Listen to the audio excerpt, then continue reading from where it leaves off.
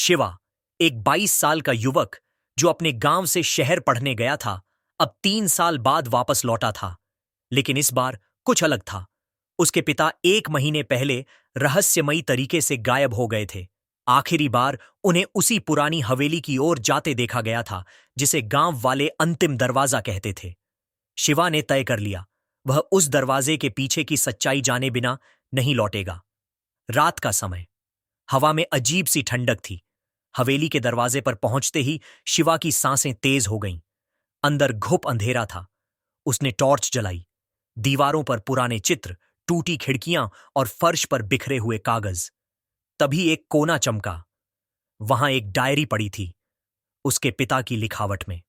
अगर ये पढ़ रहा है तो शायद मैं अब नहीं रहा।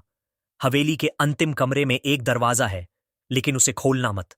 वहां सिर्फ डर नहीं, सच्चाई भी छुपी है, मेरी, तुम्हारी और तुम्हारे भाग्य की।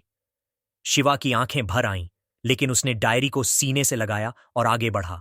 एक एक कमरा पार करता गया। हवेली जैसे जिंदा हो। दरवाजे खुद ब खुद बंद हो रहे थे। कहीं से किसी के कदमों की आवाज आ रही थी।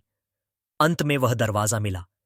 एक साफ सुथरा कमरा था जिसमें बड़े बड़े मॉनिटर लगे थे। हर मॉनिटर में गांव के अलग अलग हिस्सों की सीसीटीवी फीड चल रही थी। बीच में एक आदमी बैठा था, उसके पिता। पापा? शिवा की आंखें हैरानी से खुल गईं। पिता मुस्कुराए। तू आ ही गया, शिवा गुस्से में चीखा। आपने ये सब क्यों किया? पिता ने कहा। इस गांव में बहुत कुछ गलत हो रहा था। भ्रष्टाचार, तस्करी और लोगों को डराकर चुप कराया जा रहा था। मैंने सब कुछ रिकॉर्ड किया, पर अगर सामने आता तो मुझे मार दिया जाता। इसलिए मैंने खुद को गायब किया और तुझे बुलाया, क्योंकि मुझे पता था तू डरेगा नहीं। शिवा ने सब रिकॉर्डिंग प्रशासन को दी। गांव का नाम साफ हुआ। पिता और बेटा दोनों ने मिलकर वहां स्कूल, हॉस्पिटल और एक प्रेरणा केंद्र खोला।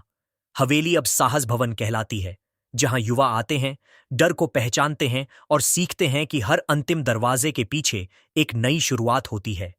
सीख। डर सबको लगता है, पर जो डर से दोस्ती कर ले, वही असली हीरो बनता है।